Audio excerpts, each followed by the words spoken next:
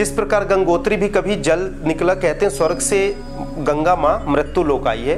तो मैंने देखा, सूक्ष्म यात्रा किया तो ऊपर गंगा लोक है देवलोक में, और वहां से एक सूक्ष्म होकर विलीन होकर जो हिमालय में आती है, वहां से छोटा सा धारा कितना संघर्ष करके निकलती हैं, और हिमालय से लेकर ऋषिकेश तक गंगा माँ का कितना संघर्ष है। आप कभी गंगोत्री की यात्रा करो, दुर्गम पहाड़ की यात्रा करो, तो समझ में आता है इस बात को।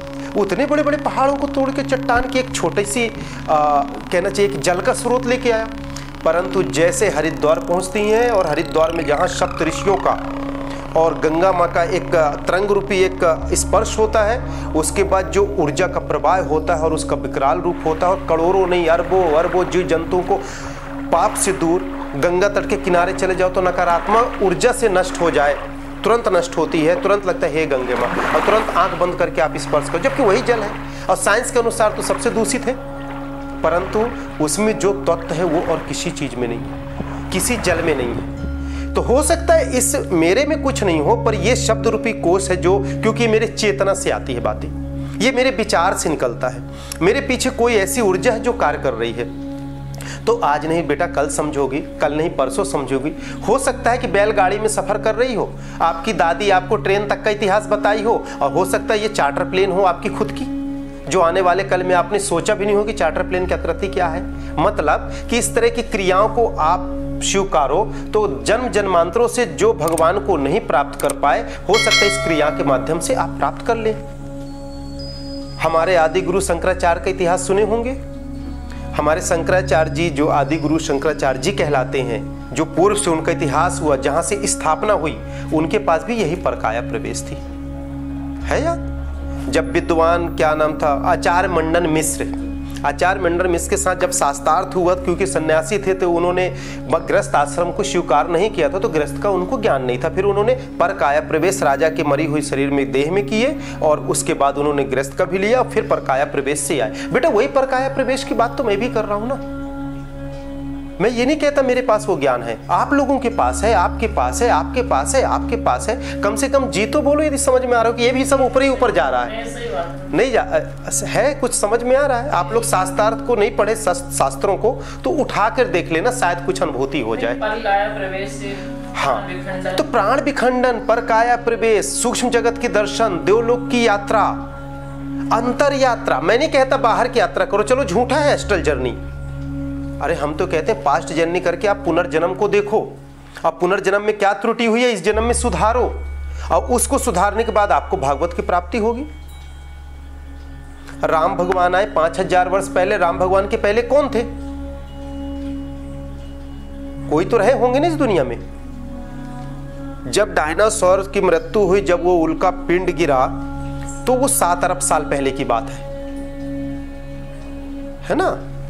7 करोड़ या 9 करोड़ साल पहले की बात है, और आप 5000 साल के इतिहास में भूले हुए हैं, 3000 वर्ष के इतिहास में भूले हुए हैं।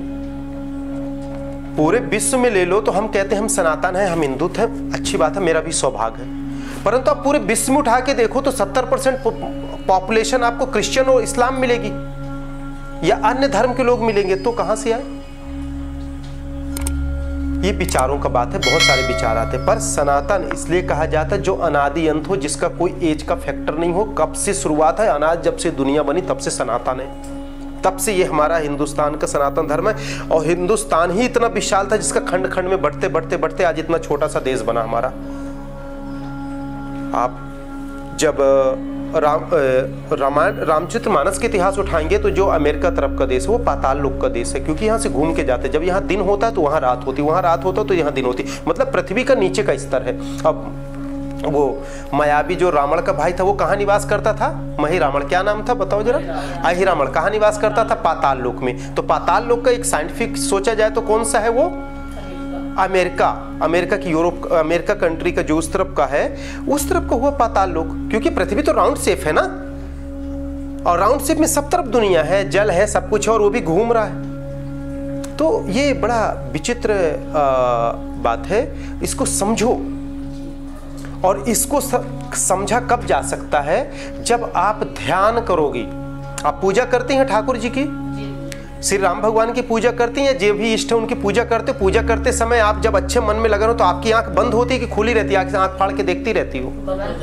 आप गए हैं, वृंदावन गई हैं, ठाकुर जी के दर्शन करके तृप्त हुए।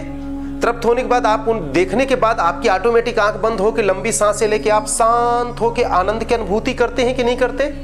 करते हैं ना। 80% लोगों के साथ ये होता है ना। क्यों होता? क्योंकि वही भगवान हमारे शरीर के अंदर विराजमान है। और जब आंतरिक चेतना की तरंग और उस पवित्र प्रतिमा से जब स्पर्श होती है तो अंदर हमारे स्पार्क होता है, वह विद्युत तरंग सकारात्मक ऊर्जा विस्फोट होती है और एक आनंद की अनुभूति होती है। और सोचो, यदि आप आत्म साक्षात्कार करके भगवान को आप अपने अंदर दर्शन कर ले तो आप कितने आनंद में हो जाएंगे। अच्छा, आपके दर्द होता है तो क्या बाहर से दर्द होता है कि अंदर से होता है? आपको सुखी का महसूस होता है तो बाहर से होता है कि अंदर से होता है? आप अभी रूम में बैठी हैं, गर्मी लग रही है, लग रही ना, एसी चल रहा, तो आप आनंद अंदर से आ रहा है कि बाहर से आ रहा?